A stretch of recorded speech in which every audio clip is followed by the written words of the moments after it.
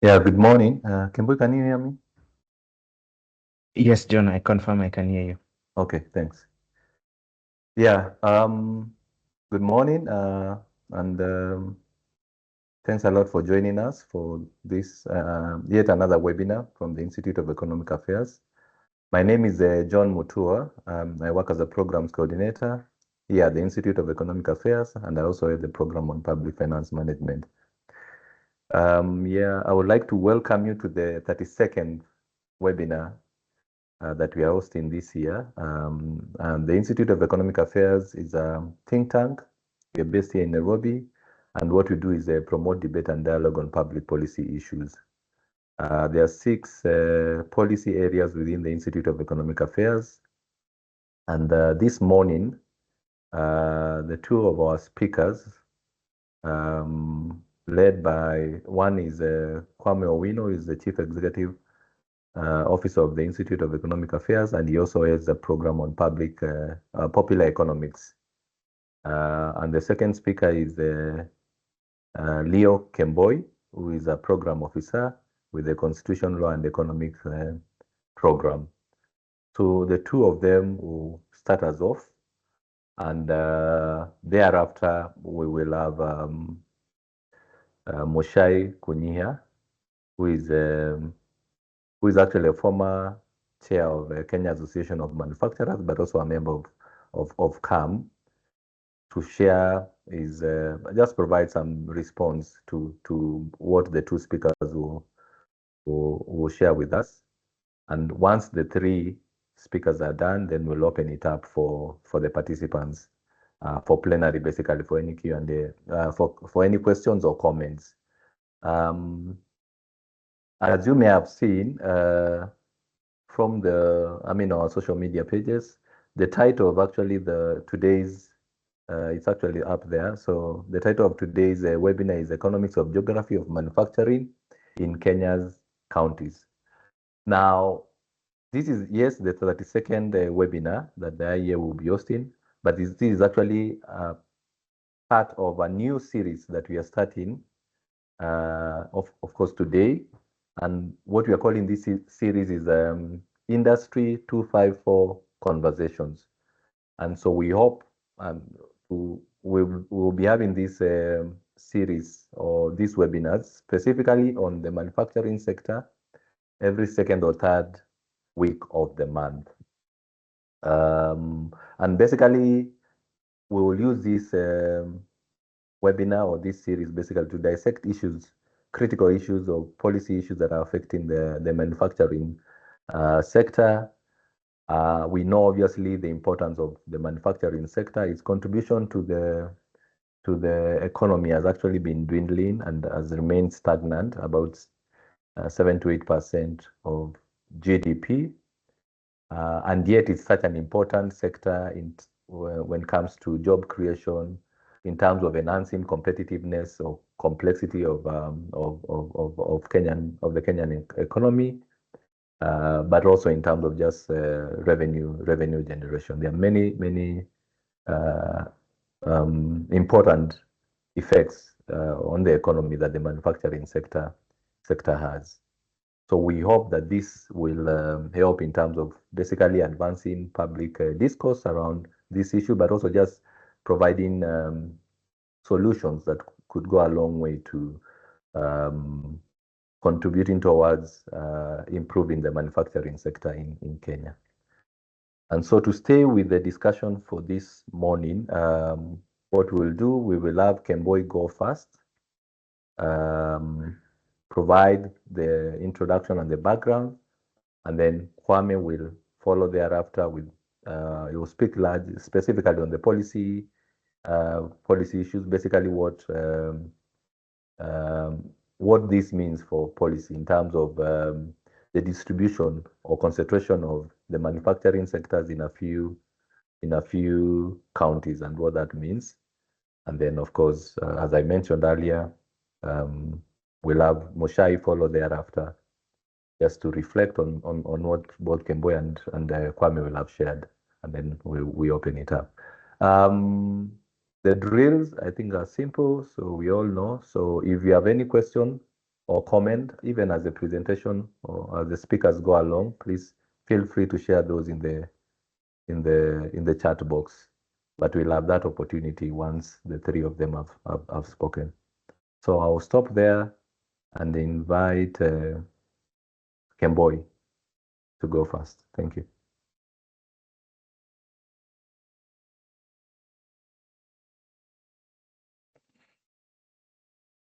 Thank you, John. So this will be the outline of our presentation. We'll go through the background. We'll discuss the economics of spatial location of industry. We'll show what the data shows around the geography of manufacturing in Kenyan counties.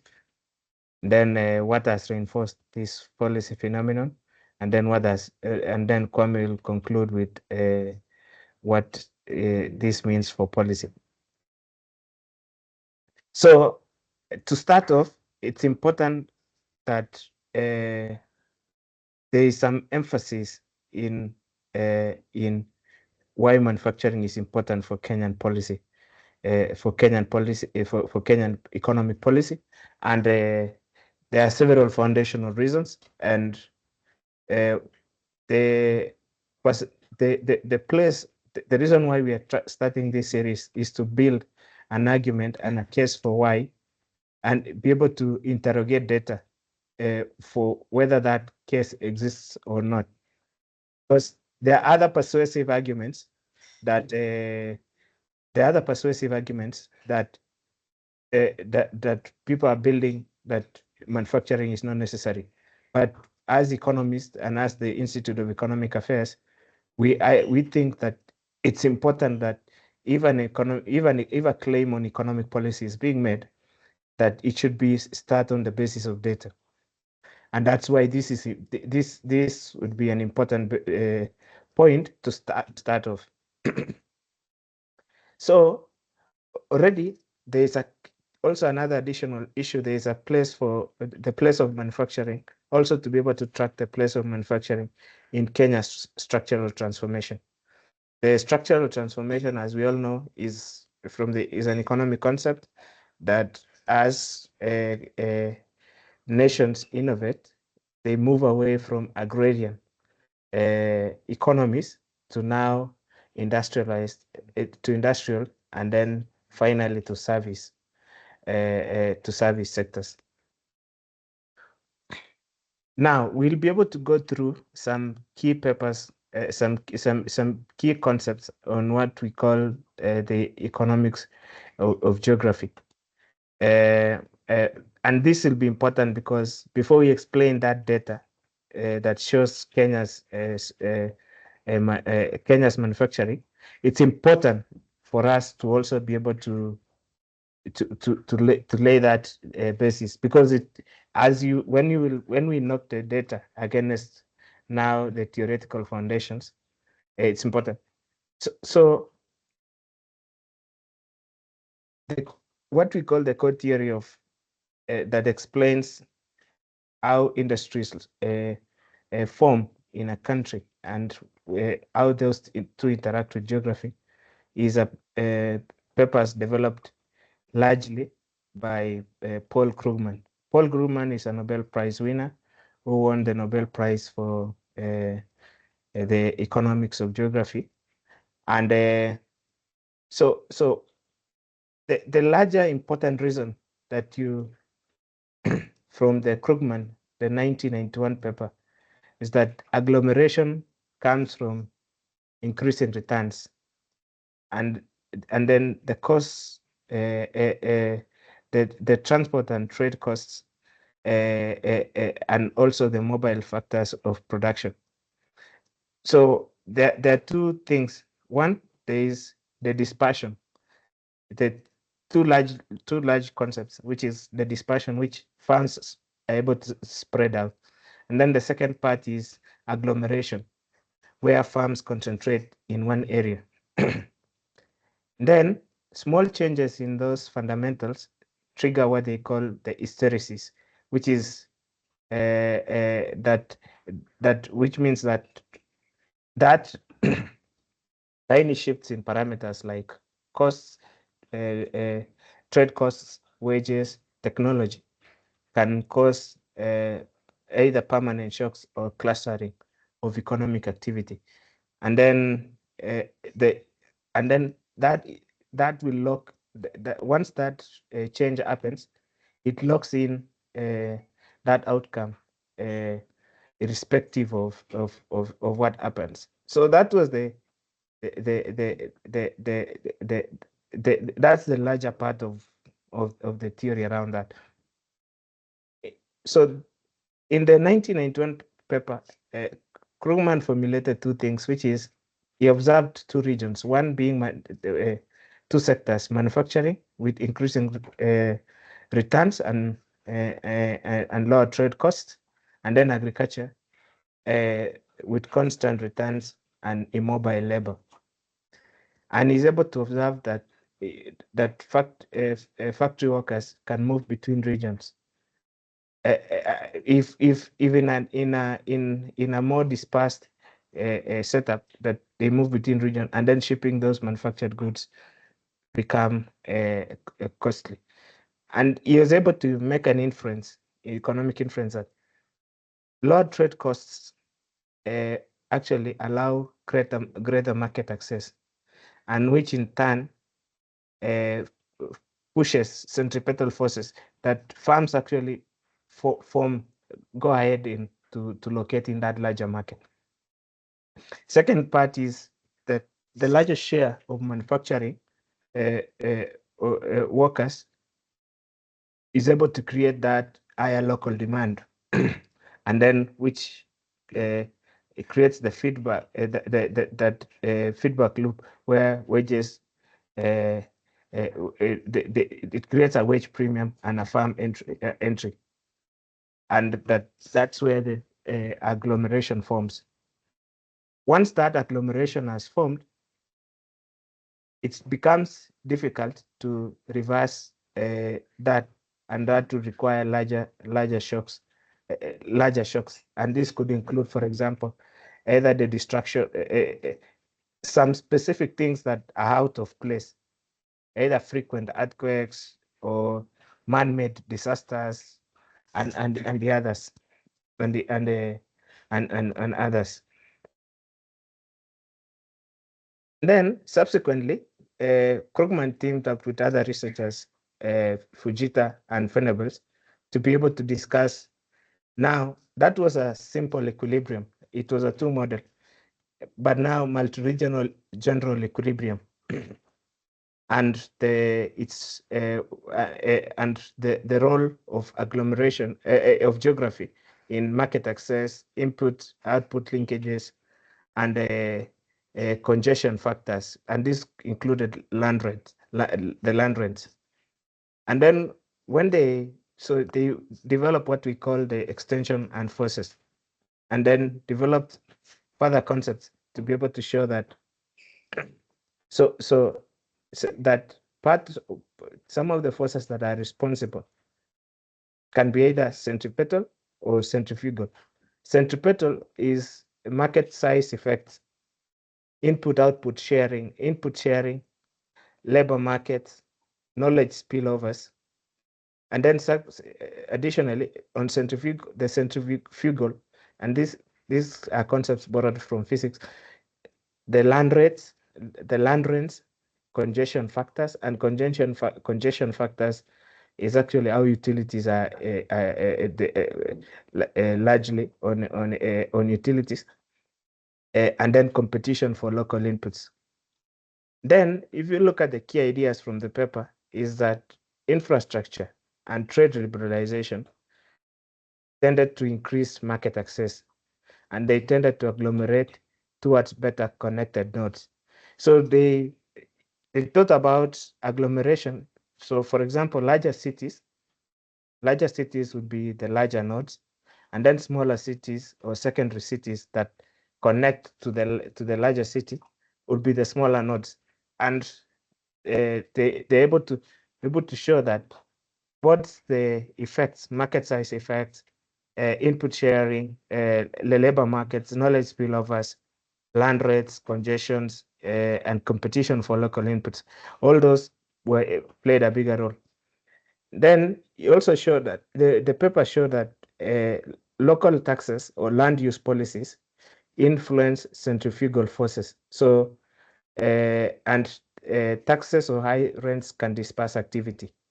And given the fact that, and that's very important because manufacturing is a cost sensitive operation. Then there are other papers. I just want to rush through that because we've provided references in the end for people to be able to read. So another professor of a famous professor of economics studying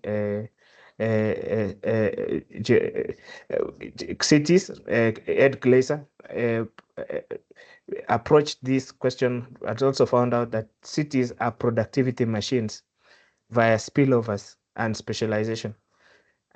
Also, another Glaser and another researcher, geographic concentration in U.S. manufacturing, they found that U.S. industries are more concentrated, and it's not by chance, and therefore they're emergent.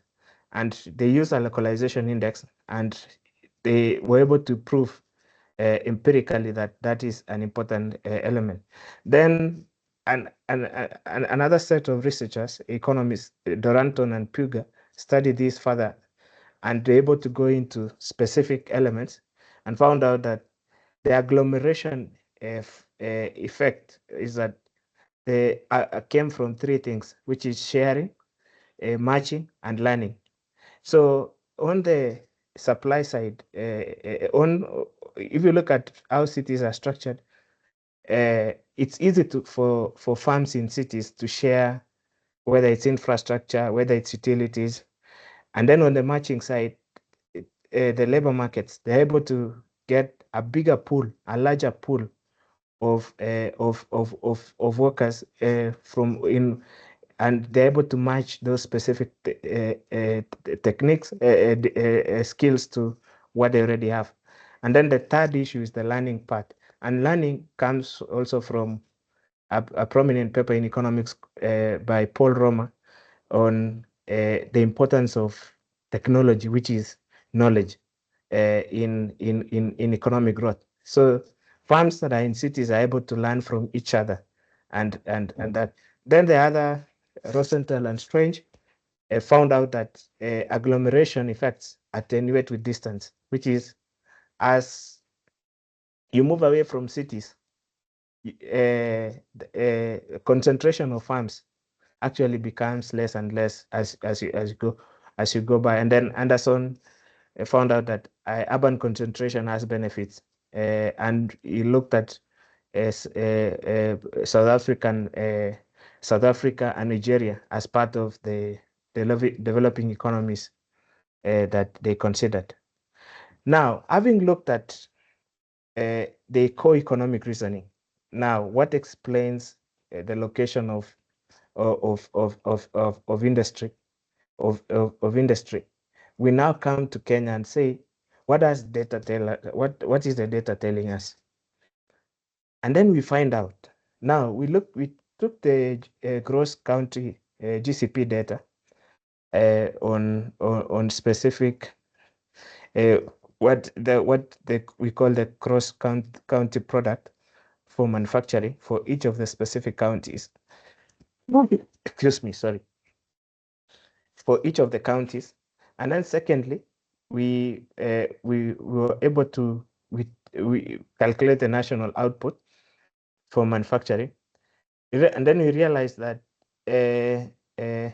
of the 47 counties, the top 6 counties, what we call Kiambu, Kisumu, Nairobi, Nakuru, Machakos, and Mombasa, had an total GCP of in Kenya shillings billion of 809 billion shillings. Out of that, and the national GCP for all the 47 counties is 1.1 trillion, of which that is equivalent to 70% of Kenya's Kenya's manufacturing. Secondly, if you look at Nairobi, we compared it with data from the two prior years. Was Nairobi had an output of 400. So first, Nairobi had an output of Kenya shillings 420 billion, of which out of that it was 37% of national manufacturing. So largely, when you speak manufacturing in Kenya, you are speaking of a fewer number of counties. And that is consistent from economic literature. We've shown the three, what we'll say, the top 10 paper, the top 10 economics literature on spatial location of industry. And that is consistent, that farms actually find it better to agglomerate, to concentrate in very few specific areas. Then we notice something. When we compared with the data that we had data that from 2 prior years in 2022, we noticed that Nairobi in that time had a GCP, manufacturing GCP of 300 billion shillings. But 2 years later, Nairobi had added an additional 120 billion shillings in nominal terms. That means, if you look at, that means they added an additional manufacturing base similar to what Mombasa has. And that is the most important finding, that Nairobi is able to the economies of agglomeration, which is a concentration, happen faster in larger cities, and that this industrial cluster in Nairobi continues to deepen faster than many other places. Then we developed an heat map. An heat map is just to show, using now the county manufacturing GCP as a share of national manufacturing. We're able to map and see a specific, we've drawn on the left, if you see the green map, a specific, you see the dagger shades reflect areas where there's a larger manufacturing belt, and we are able to draw it. And when you take what we call the northern corridor, and if you mix, so first that shows you that there's a predictable pattern.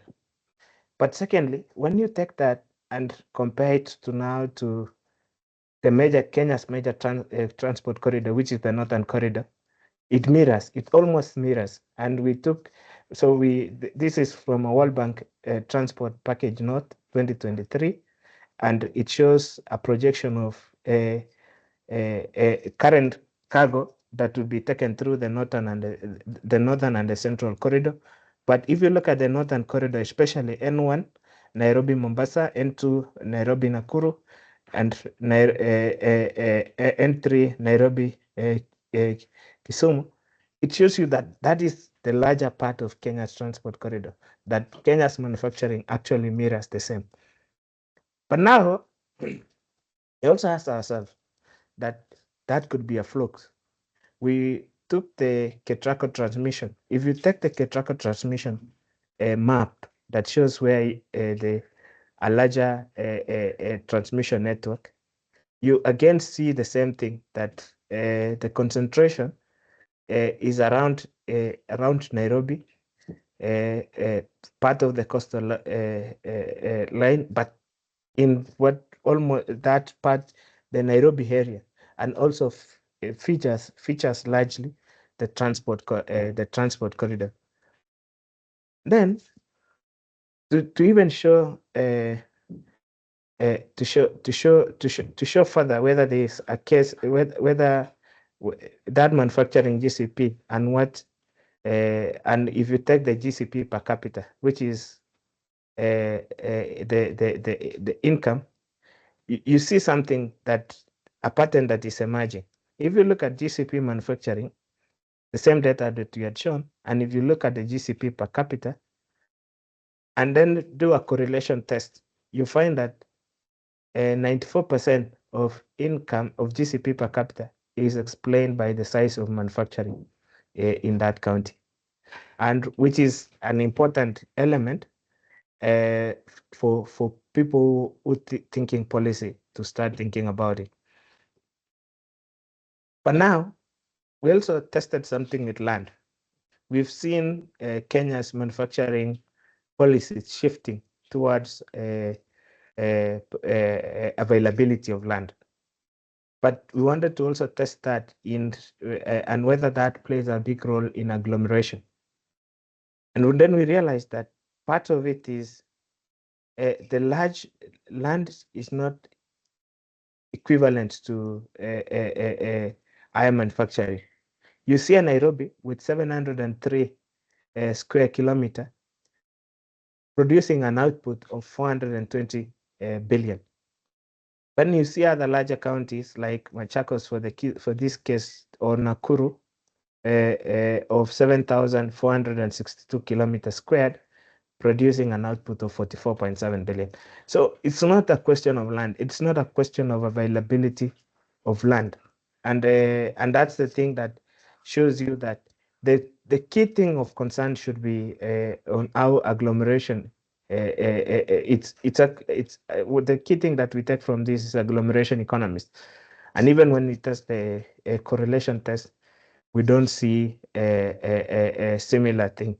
So we see it, output is highest in small, dense, urbanized hubs.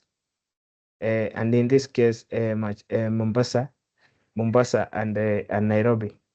And then you also see something similar that the other counties, the 52% of Kenya's national manufacturing actually is in Nairobi and its satellite counties, which is, in this case, Nairobi, Machakos, and Kiambu. And all of them are building into Nairobi. And this shows is consistent to literature, especially the one of output that it's highest in small, dense, urbanized hubs. That is a finding from the first Paul Krugman paper in 1991, the co-periphery model. Now, so another thing we ask ourselves is, before Kome speaks about policy, about what this means for policy, is we ask ourselves, what has reinforced this? Then we realize that, one, it's the satellite counties issue, that Nairobi being the larger node, as described in Fujita, in Fujita paper, and also in the Fujita paper, Krugman and Venables, is that Nairobi is the larger node. And then the satellite counties, which are secondary cities, build into the larger city. And they were building into the larger city to benefit from that agglomeration, which is markets, concentration costs, supply networks, spillover demand, and that, so because the emergence of these satellite cities it was an emergent. It is not something that government policy anticipated. Those smaller nodes emerged to ease pressure of the larger node, which is Nairobi. But in doing so, that they're able to establish that specific specialization. Farms leverage proximity to Nairobi's consumer base, finance, and infrastructure networks and utilities. Satellite counties attract cost-sensitive manufacturing to Nairobi, and then to ease congestion pressures. Then the second part that you see is the transport corridor, and that is where you see, even from the previous map, that there's very strong evidence that Kenya's Northern Corridor transport northern corridor, especially the one that goes from Mombasa to Malaba and into the other parts, form a bigger. There's very persuasive evidence on why that, and that created a linear industrial belt where logistics, warehousing, and export-oriented clusters. Then, and then you see also Nairobi, when it comes to universities, when it comes to farms, the larger skilled workforce, 4.5 million people, the output, stroke backward, forward, input, output linkages, consumer density, port-centric spillovers. The key thing that we take from this from that Nairobi and Mombasa core network effect is that the key thing that you see from Nairobi, the effects are knowledge and market-based, ideas, labor, and consumption density. And then Mombasa effects are logistics, both. That is by its existence alone, as a port, that in itself, and now historically building over infrastructure built over that over time gave an advantage to Nairobi. And we've defined it as Nairobi as the cognitive market hub, and then Mombasa as a gateway. Other factors: Nairobi's capital status since its formation brought in government. It also brought in financial sector. First place where the central bank was started. All those initial. Also, additionally, proximity to court to regulators. Majority of regulators are domiciled in Nairobi. Courts, some of the biggest courts are also in Nairobi. Additionally, other things, the financial sector is more deeper in Nairobi. Consumer density. You see those concentration effects, and the big thing for Nairobi, that aspect of that historical and investment played a bigger role. Then we also thought about some other things, including tariff policy and its effects on core farms. So if you look at a synthesis of those papers that we started in the first place, you realize that farms that are already concentrated, it's easier for them to be able to they have scale. They have scale, economies of scale. So it's easier for them to absorb any protection that they get from from the tariff policy in this case. So when they captured rents, they captured rents due to scale and market proximity. And then so core farms in the core network absorb taxes via scale economies, but peripheral farms face higher burdens, and because of obvious reasons, they do not benefit from economies of agglomeration. But when the protective ESC CET shielded domestic industries, it's easier for farms that are in the core network to capture those rents because of the economies of. So fiscal policy tools have actually continued to reinforce concentration. And while people think that it will support dispersion, it's easier for farms that are already in the network in the network areas to be able to benefit from that. And then you also see something that is emerging from data is that counties that earlier that earlier had EPZs, the export promotion the export processing zones, promotional zones, and especially later special economic zones, that it's easier for farms in Nairobi to and in these top 6 counties to be able to use them, because when they interact with economics of geography, the geography of manufacturing, it becomes easier to attain a specific result from that. Then infrastructure spending, that allocative bias. Substantial investments went to the corridor infrastructure. And if you look at whether it's roads, whether it's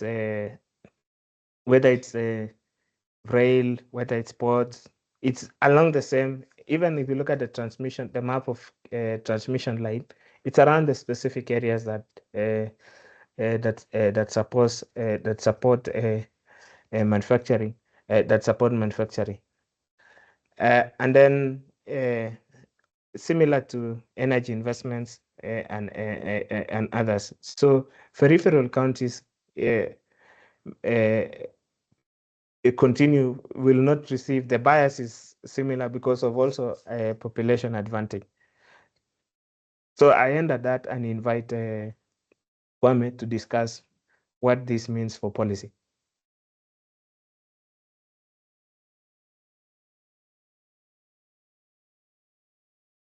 Kwame. Yes, good morning, everyone. Thanks, Leo, and I just spent about 15 minutes to try and summarize what we've agreed on. So one of the things that has become clear is now, manufacturing takes place in Kenya.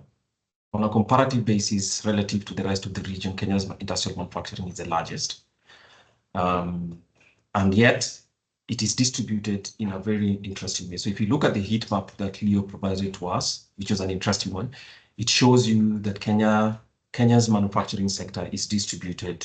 So it adheres to the core and periphery model, where first, 6 counties are responsible for 70% of manufacturing.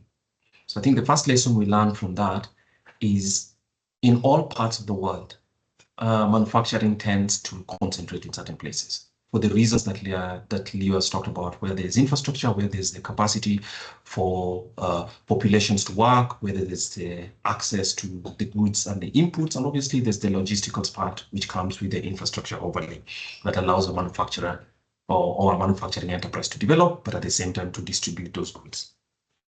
Now, so we need to reframe the industrial geography problem. And what that requires us to do is to look at Kenya and understand. So I'll summarize it as this. If you think about Kenya's manufacturing, and it's one of Kenya's most productive sectors relative to both services and agriculture on a per person basis. So it's concentrated, but it has 2 factors. One, it has a core, which is in the Nairobi belt, and the related counties, which is both Machakos and Kiambu. For the purpose of manufacturing, it looks like Kiambu County, Nairobi County, and Machakos County, or rather one part of Machakos County, are actually one belt. And maybe that's something the governors should know. They are actually one part of one belt. So that's the first thing. So irrespective of what political demarcation, the industrial geography thing tells us that this seems to be a single belt. And then the rest of the belt is in Mombasa. Again, the Mombasa belt is one that focuses on the logistics industries that exist around Mombasa, but perhaps also the exports, but the processing and some of the, say, oil processing, the industrial inputs, and obviously the stuff that's related to the big port and the infrastructure. And then the rest of it is sprinkled across the line, leading westwards from Nairobi towards Nakuru, and then it culminates in Kisumu. And what that tells you is that Kenya's manufacturing pattern, the distribution of Kenya's manufacturing pattern tends to be inward-looking. So the western part tends to be inward-looking, and it's focused on regional markets, which is both an advantage and one of the problems actually about expanding manufacturing in Kenya. So if you have, why is Nairobi and Mombasa that? People would think that, well, land is cheaper in County X. I like to use Siaya County because I'm I know that a little bit more, or County Y, say Taita Taveta, why isn't manufacturing there? Let's provide them with land. And Leo has told us why. Manufacturing is not one thing. It's a consolidation of various, not necessarily small, but inputs that actually have increasing returns with each other. So while land might be cheaper in a certain village in some place, making it accessible to a manufacturer if they can't find the infrastructure, if they can't find labor, if they cannot find inputs, and they cannot evacuate their products, and cannot communicate with their headquarters office, is actually useless. So basically, congestion and clustering are the same thing. So some of these things tells us that the enterprises that government of Kenya has taken, such as the very, very heavily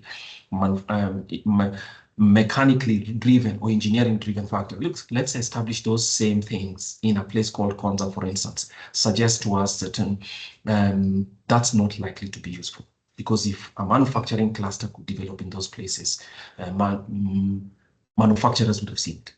And industries would have seen it generally. So it consolidates while labor in Nairobi is some of the most expensive. But if you connect that labor together with the accessibility to farms, the final product is actually much, much more, it becomes more competitive to farms. So let's remember, if you put them all together, Nairobi still, Mombasa, and these other places still remain the most underpriced in terms of finance and are cheaper for the purposes of manufacturing, what a manufacturing farm has chosen. And then the peripheral ones look expensive because of infrastructure gaps. It might be capital scarcity and skill shortages that inflate effective costs. For instance, having an engineer work in Nairobi to manage a plant, or working in Kiambu, working in Machakos, working in Mombasa, Nakuru, or those other places, for the amount of pay that is available, might actually be cheaper even if you're paying him a higher wage than placing the same engineer in, say, another county for which land would be cheaper, for very many reasons. So if you remember that Nairobi, the core and the peripheral look, or we actually understand that it's a reflection of existing equilibriums around those places. So we have a manufacturing axis at the coast. We have the hub in Nairobi, and then we have manufacturing following the corridor, which is the infrastructure corridor. You can call it the rail, but it's also very heavily concentrated with power, and at the same time with the road networks, which are also useful for part of the manufacturing. So that must never be forgotten. However, one of the things that in a future conversation, we'll be talking about Kenya, comparing Kenya's manufacturing to others. One of the first things that you notice now is Kenya's manufacturing sector is very concentrated, and most of it is inward looking because it serves either regional markets or the internal market. For that reason, it is not connected, we argue, to global value chains. And that means that in itself is the problem that will now need to be solved. So the way government has responded, in our view, tells us why government will always, or more often than not, fails. Industrial policy is difficult given Kenya's circumstances to craft. One is that information problem. I don't think governments are able to actually consolidate the granular information that farms do about costs, technologies, or demand, for instance. They're very bright people in government, but that's not the skill that they have relative to entrepreneurs. And that's why policies often target the road sectors. And once you still have that problem, conceptualize it as that, people will go for politically visible but not productivity enhancing. And you can tell it. I mean, the sectors that government of Kenya sometimes has chosen, let's talk textiles, one farm, or let's talk sugar, the other farms. They're very politically visible. But efficiencies, both in a regional and global context, are zero. And the further a farm is, one of the things that the longevity of manufacturing farms, for the studies that Leo said, actually also say the further a price point in a manufacturing farm at farm level is away from the global price for a small and open economy in the country, the longer, that actually predicts the longevity of the farm. So what that tells you is that if you're manufacturing something in Kenya and your price relative to the global price is large, the longevity of that farm is actually going to be questionable. The longevity of that farm is conditioned by that. So unless it moves very, very closely towards the global benchmark for a small and open economy, which Kenya is, then it's telling you that no wonder those sugar companies for a long time now have been infant industries, and we find new reasons every year to try and, well, let me say with every administration to justify it. The second problem is political capture. Industrial policy tools, which are tax breaks, subsidies, protection, become rents that are prone to capture by elites. So if you look at, again, not for any reason, whether it's cement companies, some of which are protected in Kenya, and sugar companies, whatever it is, they tend to also be the industries that elites start to go into. Why? Because they understand that those rents will be captured. And part of capturing rents is to raise costs. And the problem with raising barriers for protection is that it actually makes that rent much bigger. So internally, it takes away the incentive for competition, but at the same time, it brings in the people whose only interest is to capture that trend and not necessarily compete. So what you have is, instead of dynamic sectors when political capture takes place, you get entrenched farms, stifling competition, stifling entry, and a permanent status in which protection exists. So that will have farms, but they are only farms that cannot grow, only have a specific market insight. Then even well-designed policies can get lost in weak bureaucracies, which sometimes, obviously, you can say the policies are well-designed, but sometimes the bureaucracy that is actually required to ensure that farms are meeting whatever promises they give to government, and that agreement can be signed. So in our view, industry policy in Kenya's circumstances, in a low-income country circumstance, in a small and open economy, is very difficult to execute. So what does that leave us? So what kind of policy reforms do we anticipate? So we'll speak about it from the supply side and demand side, and I'll go through this very, very quickly because it's reiteration.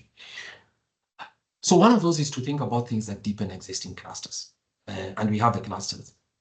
We think that the function that manufacturing, for instance, and other sectors tell you, is the reason government wants to develop manufacturing, is to have a shift of mind towards you develop people, not places.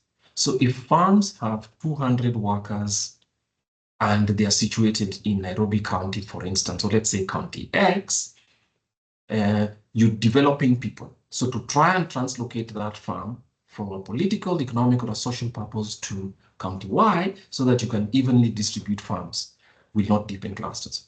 And it's actually wrong-headed. So ask yourself how existing clusters can be deepened. And part of deepening clusters is usually to connect them to global, regional, and wider international value chains. Expanding tertiary education speaks for itself. The spatial equilibrium versus connectivity, basically reducing transport costs. So government just needs to do on the supply side, what are the things that government can do? Things that make every industry competitive are the same things that would make manufacturing competitive. So reducing transport costs, so designing and trying to force farms to use SGR, for instance, when it is not the most convenient for them, in my view, is asking them to actually waste capital. So corridors sometimes can allow both sides, basically, by connecting nodes, benefit from proximity to agglomeration. So smaller farms, when they exist in certain places which have high output, have the incentive to go into new areas because the initial costs are actually lower. And we have to minimize winner picking. Governments cannot forecast farm level success. They cannot. Even some private sector farms can't. They take risks and they adjust as they see markets grow. So the idea that Kenya is going to become an industrial powerhouse for doing shoes, which we hear quite a lot in this administration and the previous ones, is based on some preference, which we can work backward to try and justify. But we can tell from now, the evidence seems to suggest to us, because Kenya is not the only country that's tried stuff like that, that it's going to be difficult. Even if you think, very logically, as they start, that look, let's start with leather, let's give Kenya's leather industry an opportunity, and giving Kenya's leather industry an opportunity means we have to reduce, we have to make leather parks and stuff like that. And the most important thing is to subsidize goods with spillover. So if you want to develop manufacturing, for instance, research and development, core research, basic research and development is more useful than subsidizing specific farms, which is what we do with, say, sugar farms, some cement farms, and a few others that also have political clout to ensure that they're. So that's the supply side. On the demand side, in my view, what this tells us is if government still thinks, and we think manufacturing is important, if government still persuaded that manufacturing is important and wants to support manufacturing, then maybe you should subsidize the demand side and not the supply side.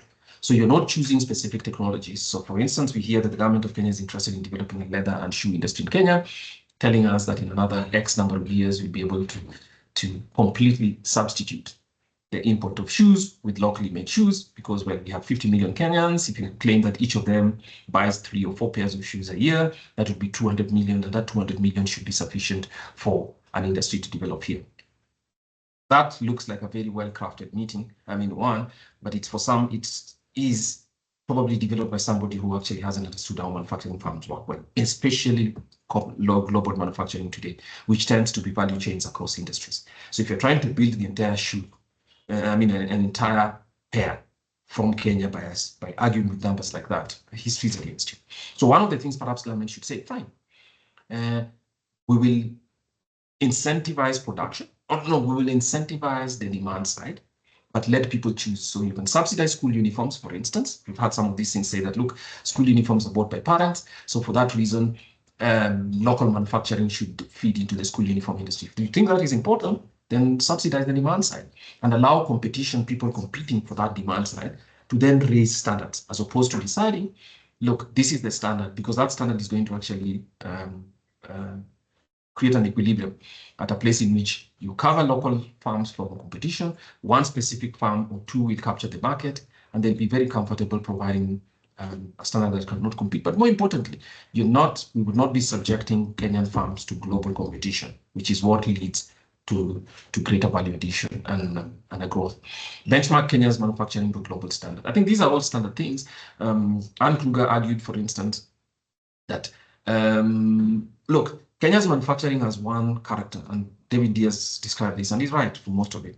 Kenya's manufacturing is inward-looking because they are able to, through some sectors are able to, through political clout, to actually get very high tariffs to combat.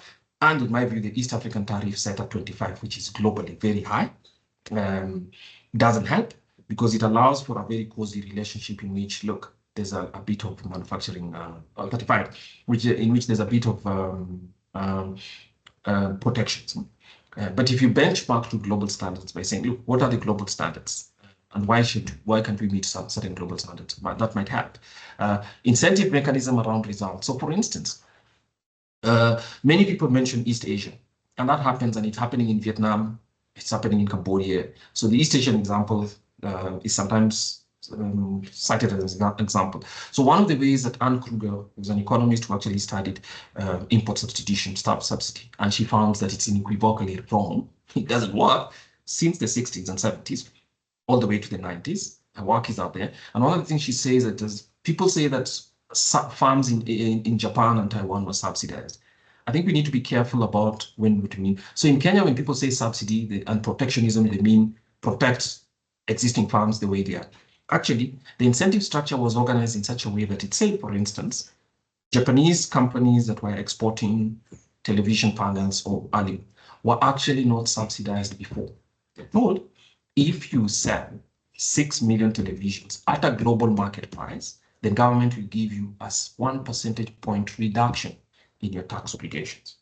So for instance, in Kenya, you'd say, if a farm exports 500 pairs of, say, jeans to Macy's at a certain global benchmark cost, then you say, fine, you are entitled, by having achieved this, a 1 percentage point less. So when other people are paying 30% on taxes for their income, you will pay after the fact, not before, as opposed to subsidizing a farm before giving them free electricity, free water, and stuff like that. So one, that means you're subjecting them to global competition, which includes productivity. And then obviously that means that, yes, they have skin in the game, as opposed to collecting a rent before. So our key message is, I think Kenya's manufacturing has to move to economies of scale. It's already that it exists in itself, and that it provides the highest income by sector, per individual or per employee, shows that it needs to move. But one of the things it needs to move from right now, it's low scale, high margins. It would have to move to a global scale, lower margins, but higher scale. That is the way Vietnam does it. That's the way Cambodia does it. That's the way Bangladesh has done it with the textiles industries. So incentives need to move across from that. And that metric where Kenya to think very, very clearly about what tariffs it does and how you get in FDI that comes to focus on the global markets. Perhaps the recent tariff wars globally might change that. Design of the incentive should be around results. We've talked about that. And the final one is, yes, whenever we speak to any government, they all say we want to create a cluster, say, for instance, a fish processing cluster in County X. Unfortunately, clusters are not created by a conscious design. They're imagined, such as we've seen with Kenya's clustering around manufacturing. It is not by accident, but you would never have predicted that we're going to create a cluster for food manufacturing, some chemical processing around Nairobi, Machakos, and Kiambu counties. They emerge from existing infrastructure. Some of them are advantages made by political decision-making. Some of them are advantages made by the structure of Kenya's electricity distribution, but they emerge. They are not things that are created. So if you hear people tell you something such as we're going to create a cluster of manufacturing radios or phones, for instance, in these places, they're likely to actually be putting their wishes above what should exist. So again, manufacturing responds to incentives like other sectors. The people who make manufacturing decisions themselves understand the complexity of all the decisions they need to make.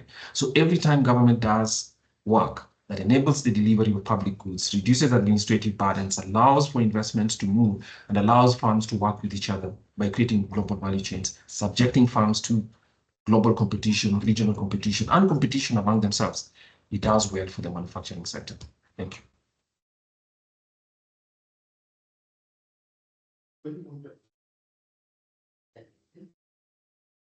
So thanks a lot to both Kemboy and Kwame. Of course, for that background and the theory around agglomeration, concentration of, and distribution of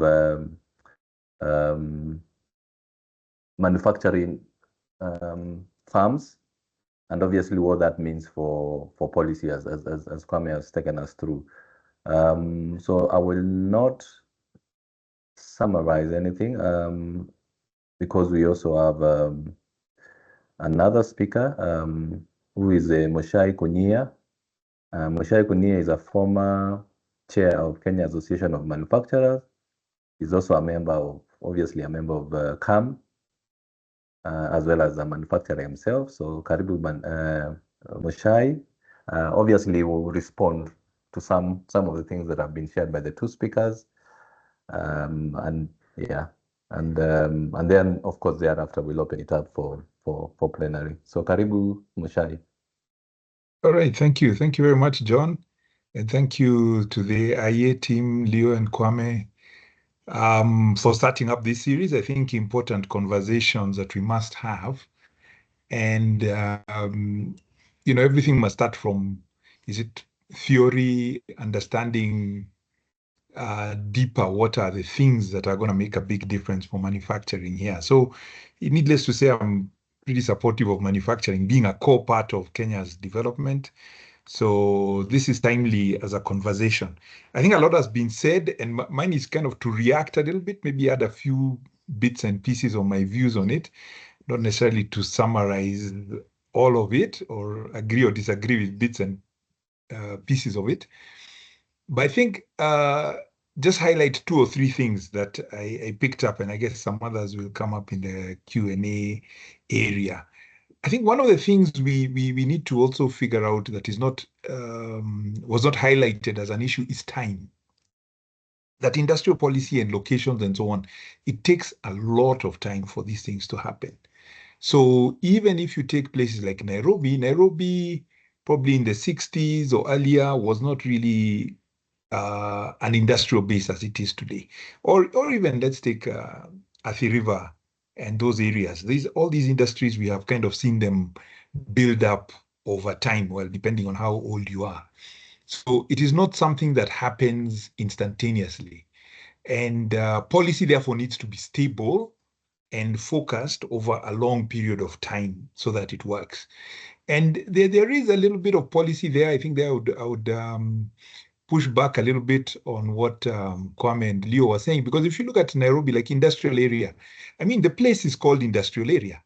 somebody decided this is going to be the industrial area, and they actually facilitated, they are no longer in use, but we had railway tracks, railway sidings that people could deliver raw materials and this kind of thing. So infrastructure was built with some sort of, what do you call it? There was a decision, this is where industries should be. There was an allocation of land, and land, I think, remains an issue in terms of where is this land, and therefore the infrastructure is created around it, as well as, and I think it was well highlighted, about power distribution being available in those areas.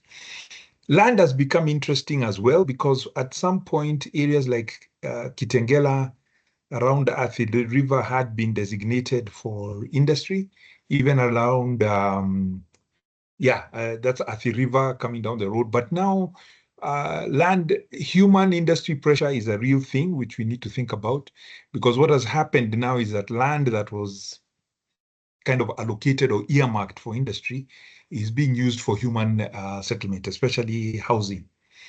Because as the population has grown, we have to create the housing for them. And then, of course, there's other related amenities around it. So that's one of the issues that is coming as well, that is become almost a conflict, where industries are being, to some extent, harassed about noise, nuisance in a sense. But basically, this land was supposed to be industrial. Now people have built houses and they're worried about the dust or the noise from the factory. But that was there beforehand. The other bit is just how, besides the time, is how multifactorial these issues are.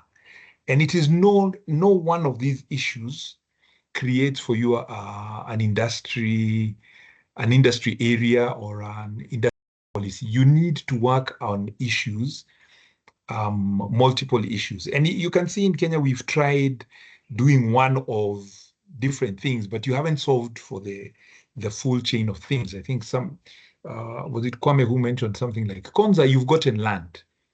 So there's land, you've created land availability, but that's not enough. Where is the infrastructure around it? Where are the people around it? Where are the other services that would be required around this space? So you need to think, even whenever you think about the industrial policy, think about it holistically, not just on one line. In Kenya, for instance, we've looked at one of the new SEZs was supposed to be in Naivasha. I say was, maybe it is still ongoing, maybe it will happen. And that was about cheap power, because the cost of electricity is a big thing. But it's in somewhere in Naivasha around the Kengen area. But again, now you don't have infrastructure. In fact, it's just land. It is not serviced land. There are no roads.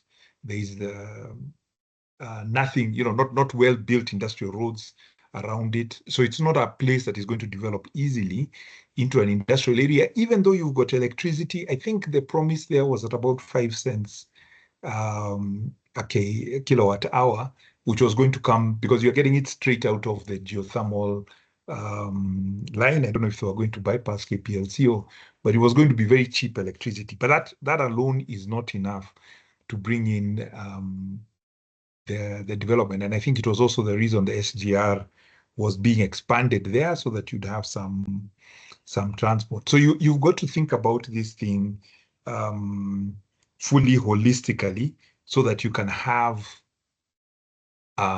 people investing there. Finally, I think there was some in the past policy also on fiscal policy that helped with the development. If you look at places like Roiro, even Machakos, by the way, Kisumu, there was a thing of investment deduction, which was a great advantage for development outside of Nairobi County, where you would have 100% investment deduction in the first year. It was an accelerated investment deduction that was an encouragement to investors to put in money. And the way investment deduction works, it basically will reduce your tax in your first couple of years. In effect, it reduces your corporate tax in your first couple of years, which is important because once you've made an investment, you're probably paying the bank for the first couple of years. So it gives you cash flow to pay the bank a little bit faster. And it's a cash flow incentive for investors. Now that was removed, I think in 2021 or 22, it's been removed so that now you're getting investment deduction the same across the counties, which again is going to put pressure on where these clusters are already for people to develop. There is no more incentive to go out there. Finally, is just about to say the other thing is it is a big question and was mentioned about global competitiveness, but there's a question of what are we making? What is it that we are manufacturing? And yes, we've actually had, I know Kwame doesn't like the sugar industry, but you find the sugar industry is in Western Kenya. Why? That's where the sugar is grown. So you grow sugar there and then you will manufacture it there. We've got some cement factories in Western Kenya, even say around, that is why they were around Athi River in Mombasa, was about where you can get the limestone, the raw material. So there's always this question of what is it that we're manufacturing? And one of the things we had been promoting in KEM is agricultural-based manufacturing, so that you can, because we have a strong agricultural base, what can we do to transform the products that we are producing, what we are producing in agriculture, to add value to it, to export it? And I think that's where leather was one of the things picked. I do agree with Kwame. Sometimes government picking the sectors is not always wise, or I think, yeah, they're not necessarily able to pick the correct sectors. But being where the production is important. At the moment, we can see a lot of avocado processing and avocado packing appearing in places like Thika, Moranga. I think there was one in Kisii, just where the product is grown, getting closer to that to be able to develop the industry. So we need to be looking at where do we have global advantage? What can we produce so that we maybe start clustering industry around that? So those are my first reactions to that. John, if there are other comments, I'm sure there'll be questions later. Thanks. Wow. Okay. Thanks, Moshai.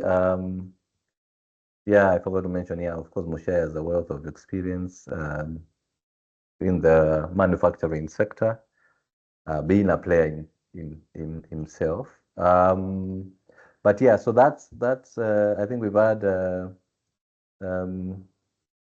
good. I mean, some important insights that have been shared by the two speakers, my colleagues here at the IEA, and Moshe has actually thrown in some span in the works in terms of just bringing in certain issues that in a way may, I'm not sure whether to say contradict some of the theory per se, but just important issues to consider. And I think the main ones that you mentioned is obviously the question of time, but also that the clustering sometimes may be informed by locations where the raw materials are available, whether it's in the cement industry, whether it's agro-based industries, avocado, whether it's in sugarcane milling, obviously in the areas where sugarcane farming takes place and so on. So given all these things, I think we have had sufficient time to digest what the three speakers have spoken about, starting from the context, going all the way to the policy, and where we get it wrong in terms of policy reforms. And obviously, Kwame tried to illuminate where maybe the focus should be, looking at it from a dissection of both demand and supply. Now, given all that, I would now like to welcome our participants to obviously chime in by posing whatever question that they may have to our two speakers, but also to Mushai, who is like our discussant basically. So you feel free to pose your questions and just introduce yourself and pose your question to any of the three, or share whatever comment that you may have. And you can do that verbally by raising your hand, by clicking on the raise, the icon for raising your arm, or unmuting yourself basically, or even posting whatever question or comment that you may have in the chat box. So far, okay, there are a couple actually. So we'll have 2 rounds. So in this first round, anyone who would like to ask a question? For the timing, I will just read out as you're warming up. As our participants are warming up, I will read out there's only one that I see in the chat box. One. So Joanne Onyango, you posed a question there. And what you're saying is, what about the minerals value chain? This is not being tapped at all, into at all. And then you also Joanne also mentioned that in Migori before independence, there were commercial gold mining going on there. Obviously, this is evident in the underground tunnels that exist there. So she's asking what became of this. So I guess this is open to any of the speakers. Maybe Kwame can speak to that. So Kwame, Liu, any of the three, you please note that, and then Gitonga. So let me take a round first, maybe 2 or 3, and then I can invite our speakers to respond. Yes, Gitonga, do you want to? You can unmute and pose your question. Joseph Gitonga.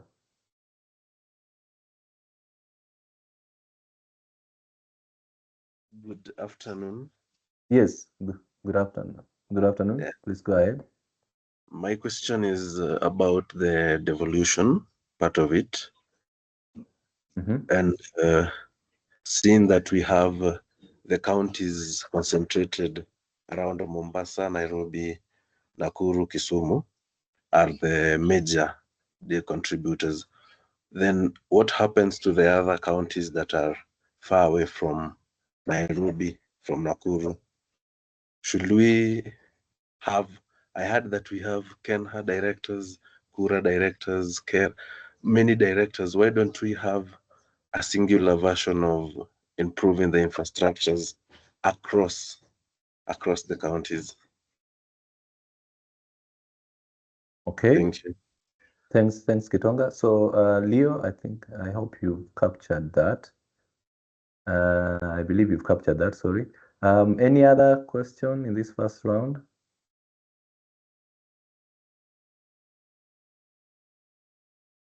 Okay.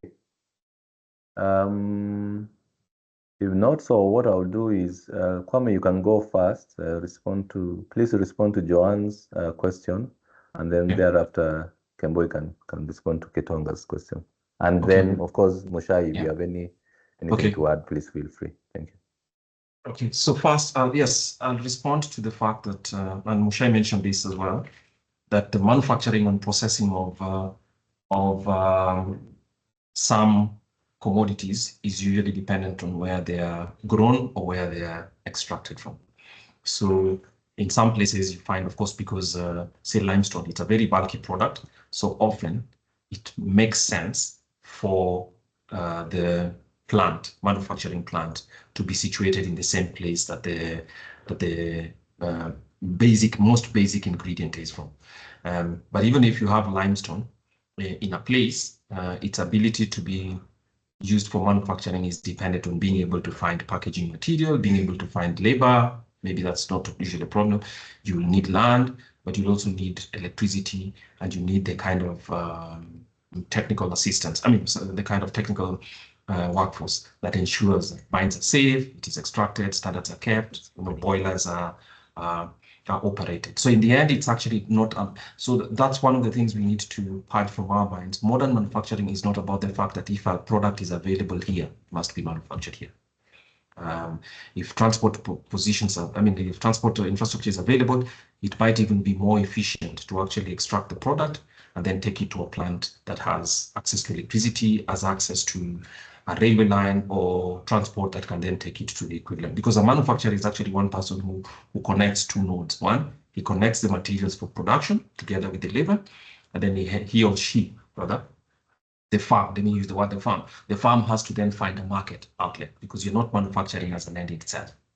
So there are things that they are consuming, which is basically the inputs, and then at the same time, they have to disperse it. So it's both inward and outward. And that's why it's a very complex, well, just like all the others, but it's also a very complex industry for that reason. And it's therefore dependent on electricity being available, huge amounts of water being available. By the manufacturing is also very water dependent.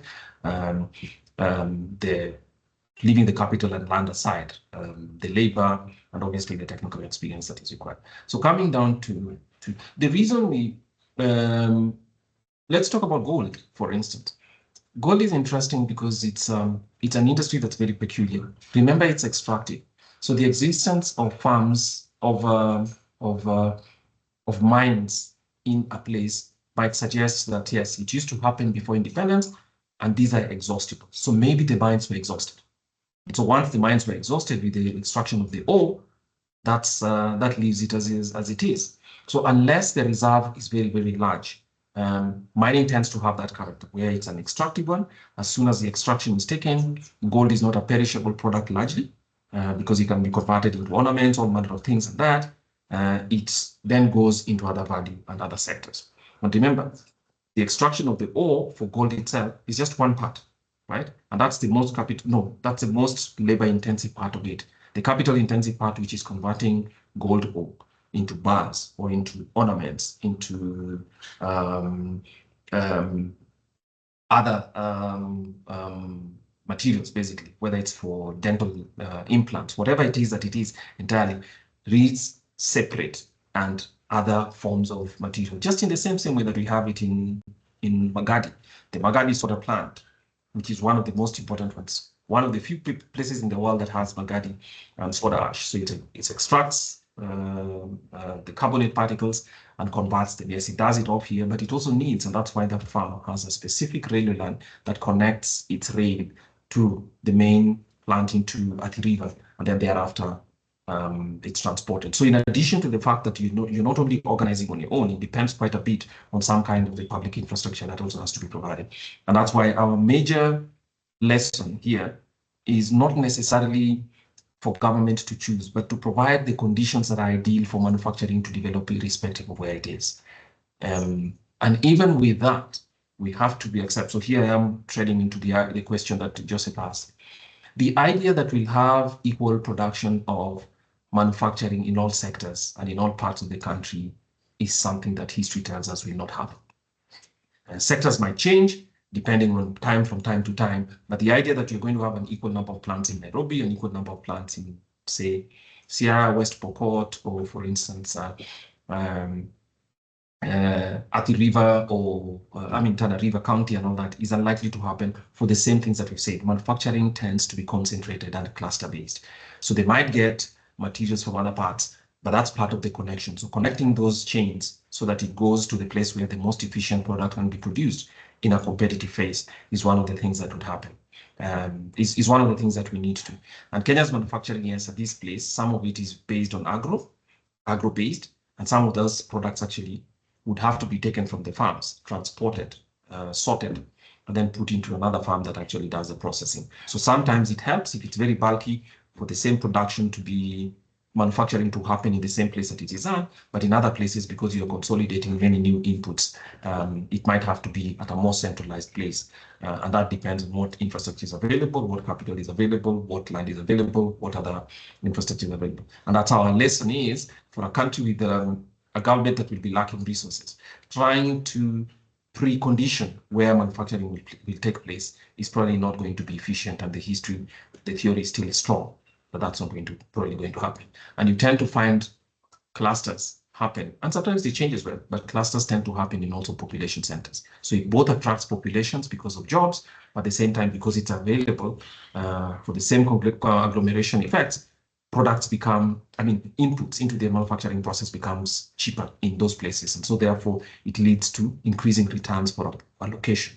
And that builds into, as we said, why Nairobi, Kiambu, Machakos cluster produces 50% of Kenya's manufacturing output. And when you take it all the way back from Mombasa, you're at 60. And then you add Nakuru and Kisumu, and you're at 70, only within 6 counties. That's not an accident. it's trying to tell you that yes, manufacturing tends to have a clustering effect because industries tend to link back and forth. Thanks. Thanks, Leo. Yes. So there's a question, the question from Gitonga on the question about infrastructure, and we want all of us to read advisedly into a bigger definition of what they call infrastructure, which is you have to have whether it's the transmission networks, whether it's the roads, drainage systems, water systems. As Kwame has emphasized, that manufacturing is water sensitive. So there's a bigger, when we speak infrastructure, it's not directly what Kura and Kenya can do, but it's a larger component of the kind of infrastructure that needs to exist.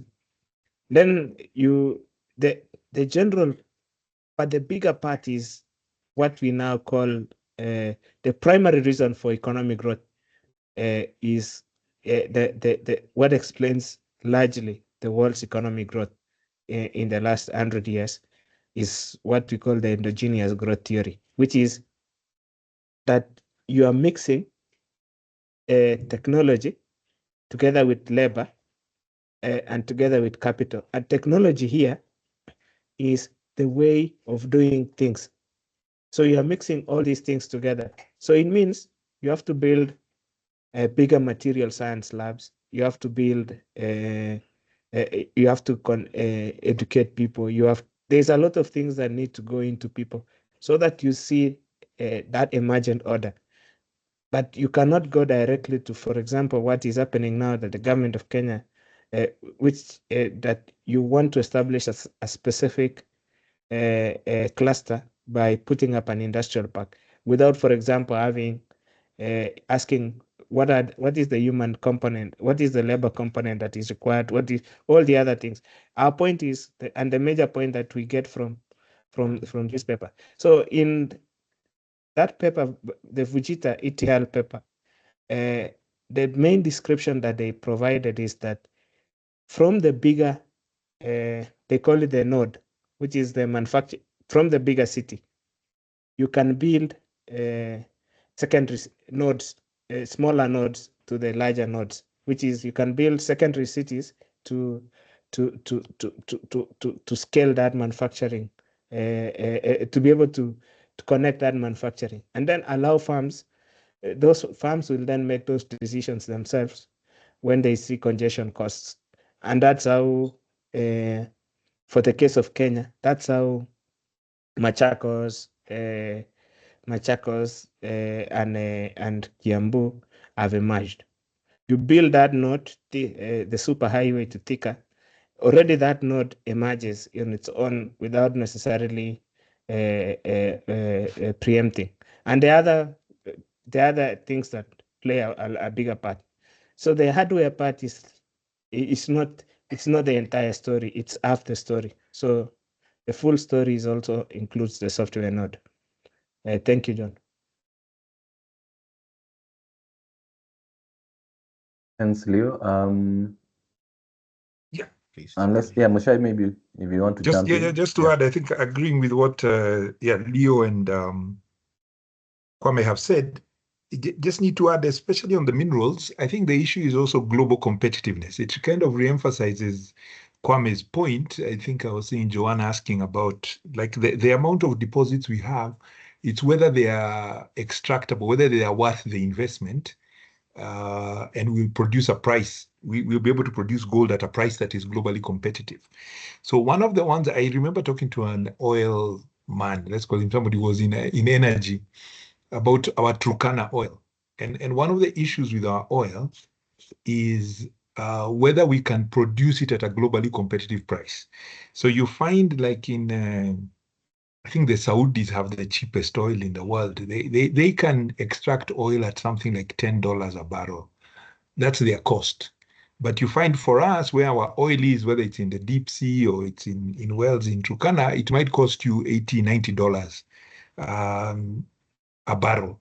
So when the price goes below a certain level, it is no longer viable to produce. And if you remember, Turkana was being explored at a point when we were at around $120, $130 a barrel. That's when it made effect. So the point of global competitiveness is still important, even for the minerals that we may have. In fact, somebody will say all countries have all minerals. It is whether you have sufficient quantities to make it, or at least most minerals, not necessarily all of them, to make it viable for you to process. And then just to emphasize the counties, I think the one thing that counties did is to complicate the policy environment. And it was rightly noted, I think somebody has noted about West Pokot. I think if I recall correctly, there's an iron, the steel plant that is in Samburu now, somewhere in, that must be Kwale. Are they in Kwale or are they in Kilifi County? But it's in the coast, was supposed to be in Kitui, because Kitui is where there are there's some coal, there's some reserves there. But the county government was just not as supportive of the process. So that becomes an issue now. You're not only having to deal with the national government, you have to deal with the counties. And again, like we said, because industrial policy needs to be long-term, it cannot be short-term. You don't want to change every other year you're having a conversation with every 5 years you're having a conversation with a new governor about what you're doing. In fact, I think we recall there was a kerfuffle between Kajiado and Magadi, which has been mentioned for a while, where they're having a fight with the local county government about what they're doing. So that stability, I think, is important from counties as well to make sure things continue well. Thanks. That's all I had to add. Okay. So thanks for that. I guess we go to the second round. Again, there's an opportunity for our participants to ask questions verbally, but I will read two. There are two questions. One from Dominic. Actually, three. Yes. So what Dominic says is that he believes that political stability and security are also key determinants of the economic geography of manufacturing. So we've seen companies trying to invest in, of course, this was mentioned, in counties such as West Pokot due to proximity of raw materials. However, security remains there. So that's been acknowledged by the speakers. And then from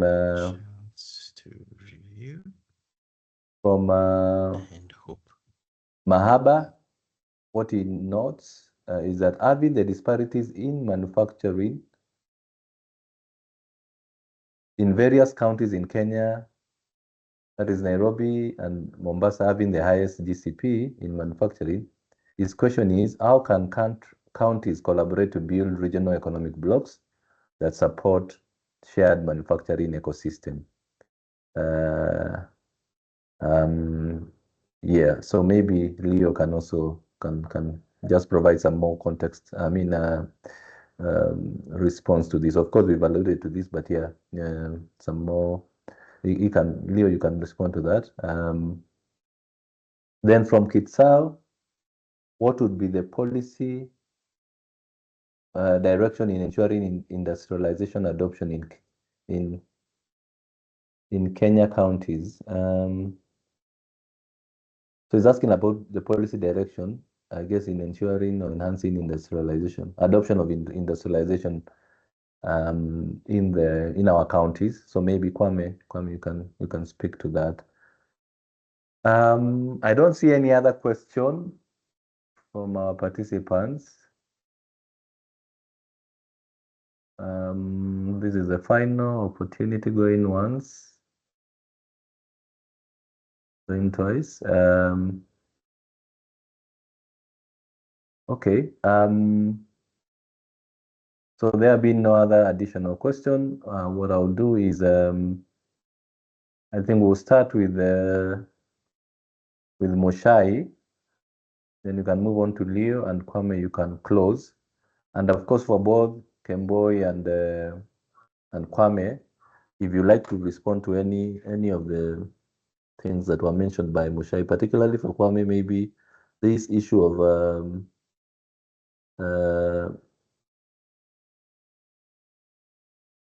policy that is deliberate, particularly on in terms of designating industrial areas. Obviously, for Nairobi, I guess maybe the other ingredients of infrastructure, power, the market, etc., may have made it possible. But maybe you could also weigh in on that. Yeah. Yes. So let's start off with Moshai, and of course, as you do that, please make your final remarks. Thank you. All right. Thank you.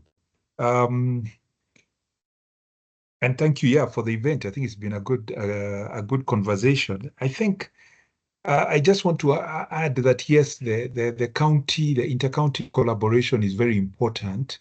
I remember recently, and Kwame said he's more familiar with that area, driving on the Busia Road, I think from Kisumu, and where basically Kisumu, Kakamega, Vihiga, and Siaya counties seem to, you're never sure which county you are in, although you're along the same road.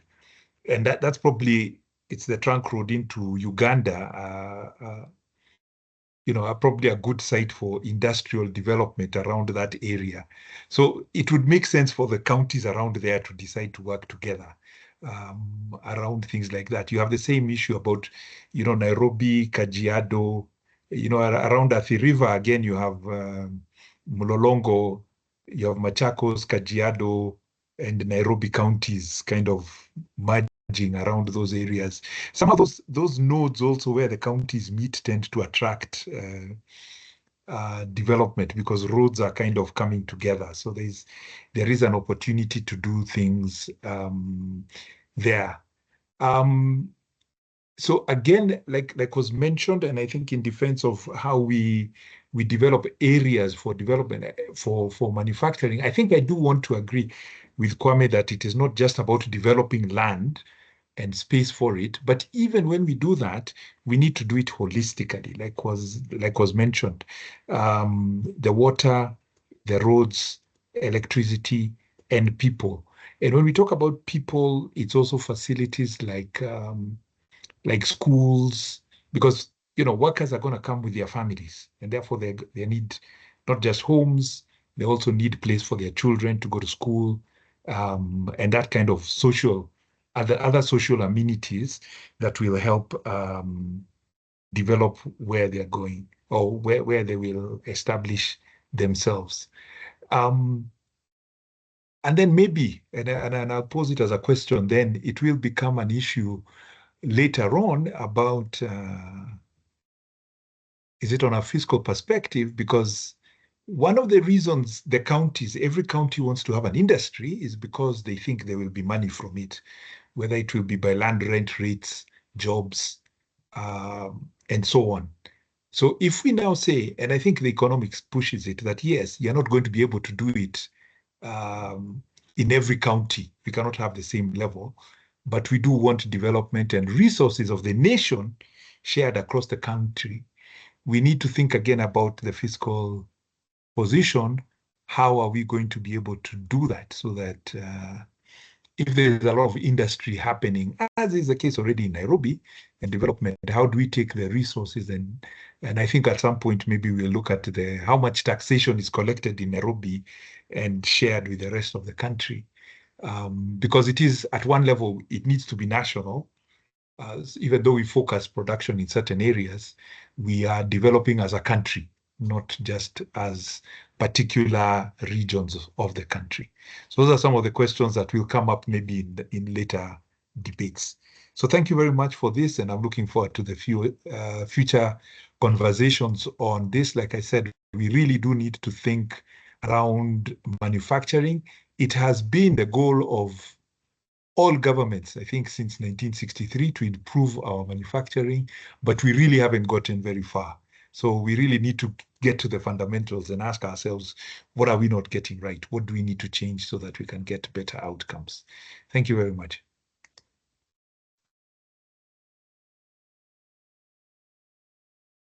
Yeah. Yeah, Leo, So, please go ahead. Yes. So the big issue, John, just to say something about what Mashaya had earlier said about especially industrial area. Industrial area actually is a best case example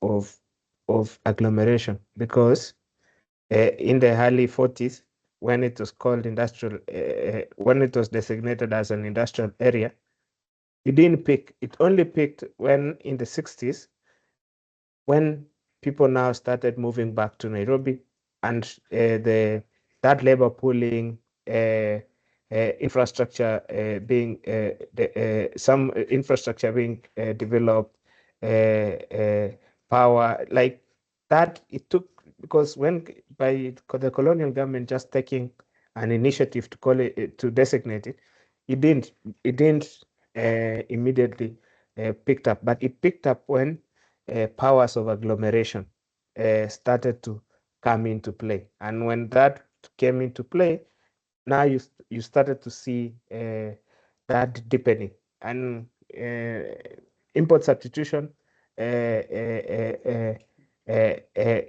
did not, even on the liberalization, did not change the structure of industrial area, because once those effects, the concentration effects were locked in, it was difficult to reverse. Even up to today, they don't enjoy the benefits of, for example, import substitution, but they continue to exist. And frankly, we think that some of the best Kenya's most competitive Kenyan farms exist around that belt, and we still see new industries. We've seen a specific industry where they're using computer chips to be able to do speed governors and other things. So you see that inherent factor of agglomeration continues to exist even without government policy once that comes into place. The question about industrial policy, one thing that you realize from all these papers that we see is that there are things government can do, and these include security, the specific infrastructure, the training, the knowledge. And then once that ecosystem forms on its own, it's able to drive it going forward. So if you're the governor of County X, say Elgeyo Marakwet, and you want to promote livestock farming, that the primary economy is livestock farming, you don't focus on say a leather industry. You focus on security, things that can allow people to live there. You focus on the technical education. There are specific roles that you can focus as county government, and also in conjunction with government, national government. But you don't focus necessarily on putting money to create a factory. You focus on ensuring that those conditions exist, so that even where people can live. So for example, like for security, you mentioned security. People don't realize it, but on a per capita basis, if you take all crimes on a number, and now per population, you realize that Nairobi is the most secure place in the entire country, because relative to the 4.5 million people with the number of crimes, Nairobi is the most secure. So there are specific things that inherently, and that's where we go back again to the drawing board. If you look at Schedule 4 of the Constitution, and especially things relating to county governments, are you providing the best primary health care to be able to attract people to live in your county? Are you providing the best sanitation framework? Are you dealing with stormwater? Are you able to effectively deal with disasters? So that you're able to attract people to live in that county, that labor pool to live in that county, that an investor will be willing to put in capital, to be able to exploit the regional, because each county, we concur with this, that each county has a comparative advantage. So that's the question. Are people able to live in your county? Is the healthcare, water and sanitation, disasters, stormwater, have you taken care of all these things to be for that labor pool to be able to exist, so that investment, it can guard in investment? That's a very important question. But governors do not want to answer those questions. They want to go directly and say, let me put in county money to give land, or let me, but manufacturers are not looking at those things. They are looking at, how am I able to be able to attract the best engineers, for example, for this? How am I able to attract the best? That's a very important element. So, and policy, that's a policy thinking that should be around that dispersion, because as explained, secondary cities can build to primary agglomeration, to the concentrated areas, and be able to attract that. But now, would governors be able to make those conditions such that knowledge diffusion can be able to take place? Necessarily, most of them are not thinking about that, and that's why we are thinking about this conversation. And as Kwame will make his comment, I just want to say that we discussed this question. We'll discuss another question next month on manufacturing, and so we request that you be able to join us throughout this journey, so that in the next 3 years we'll be able to form an authoritative platform that speaks about Kenya's manufacturing. Thank you so much. Kwame. All right. Thanks. So I think the only question I'm responding to is what Mushai answered the question for me, which is basically that counties have to start thinking beyond boundaries and have to think that factors of production and manufacturing, for instance, just like other businesses, but manufacturing especially, would require input and sometimes even access to certain countries to be able to build. So allowing farms that can take advantage of not just prices, but markets and products across counties is useful. So maybe counties together need to come together about how do we facilitate manufacturing as a common plan, maybe. So that they can standardize rules where those are required. But right now, yes, counties have been so focused on the fiscal opportunities that come with having that come with businesses, that they are only focused on actually who can we take rates from today and not necessarily in the future. So that might be a requirement. Yes, the different conglomerations of counties, that we have one in I think we have one around the coastal counties, we have one around the Western Kenya counties, and all the others are also useful. But more often than not, I have seen, in my view, they tend to be more focused on building common infrastructure, which is also not bad. But on the whole, how they enable counties to work, I mean, how they enable enterprises to work and manufacturing farms to work across them would actually be part of a conversation. And if you look at the distribution of functions around them, maybe how they interface with counties and help with, the interface with manufacturing farms would be a useful one as well. The final point is that, look, what we are trying to say here is not necessarily that that manufacturing should not be supported. What we're trying to say is that if government is failing in providing public goods, so for instance, security, and manufacturing facility is very physical property. You're going to get big piece of land, you're going to establish equipment, you're going to have staff.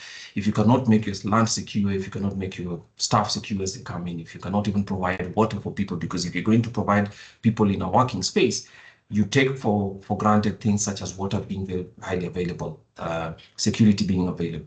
So county governments, before starting to say that I come from, say, a county contiguous with Lake Victoria, and therefore we will establish fishing, and yet people don't even have clean water, you're making a mistake because you have your policies in the wrong order. So sequencing is essential, that counties must do the things they do.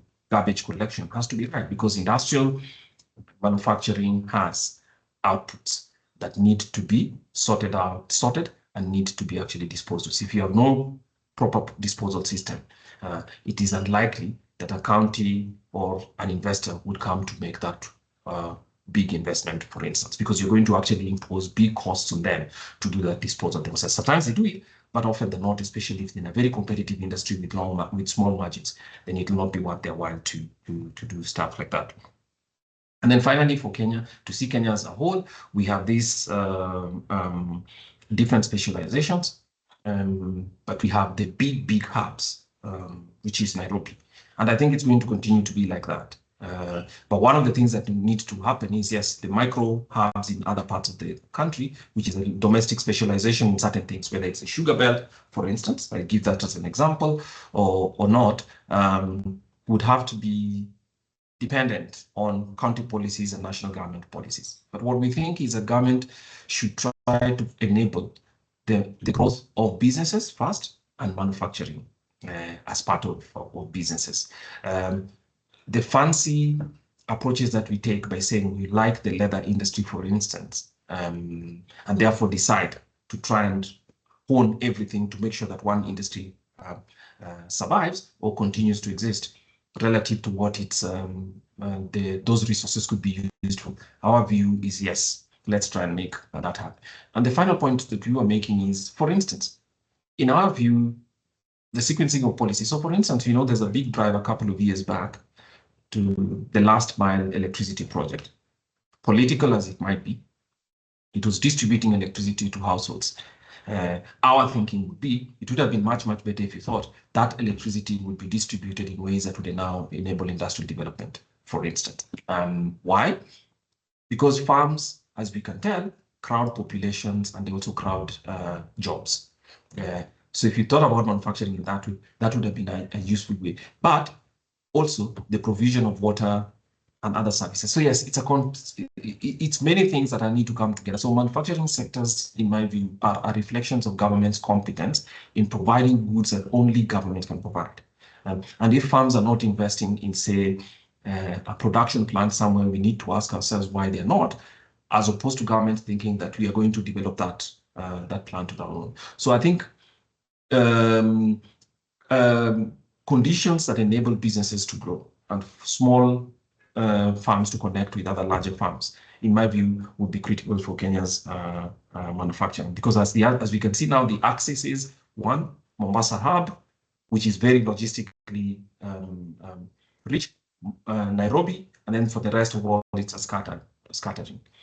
That you will have industry that is conditioned by the existence of a raw material, that we can't, because that's also a geographical thing. If you have oil in certain places, only that place would need to have a place that can, would need to have the facility that expands it. But if you're thinking about the more private investment side, remember, investment resources have competition. You need to be very clear that you're trying to crowd in as much as is possible conditions that are now enable any investment to be. That's one. And two, Kenya's trade policy matters, because today manufacturing is not about manufacturing the entire product. It's about connecting to value chains. And how do specific industries and farms connect to value chains? By being close to the most competitive frontier. So anyone that is thinking you're going to develop robust manufacturing by protecting industry-specific farm, in my view, is going to harm the whole by focusing on a single one. So by focusing on a single farm. So it's about providing not farm level, but providing things that actually industry level competitiveness would be driven on. Thank you.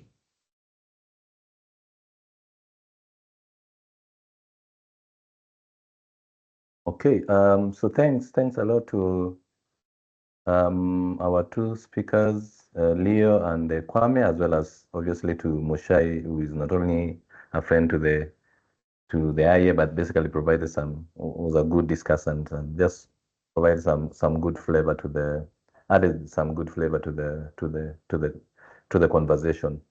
So I believe that we've managed to basically whet your appetite for the subsequent series.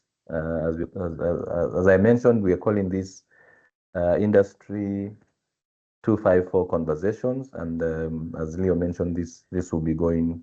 We'll have this every month, either second or third week of every month. And so, no doubt, beyond just this conversation, other variants will be variants of products will emerge, whether it's blogs, op-eds, but also research papers.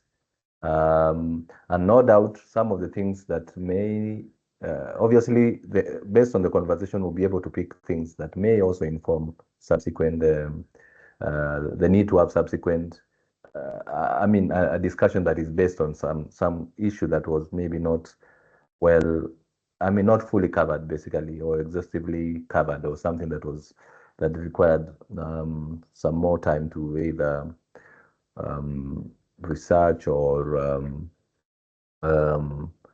but basically something that may require more additional conversation. So this series will also help in identifying those topics.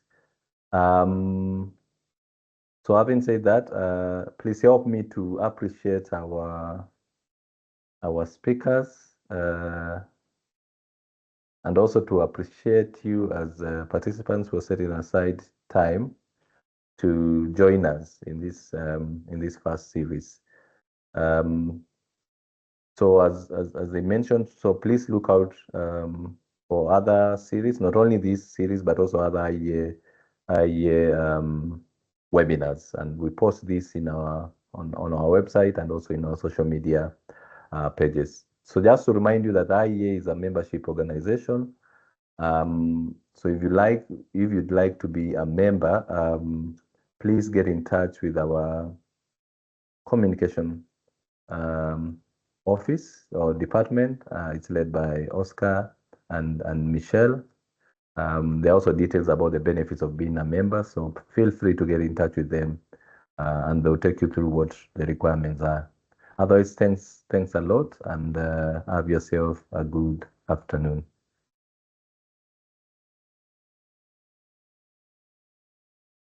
Bye-bye.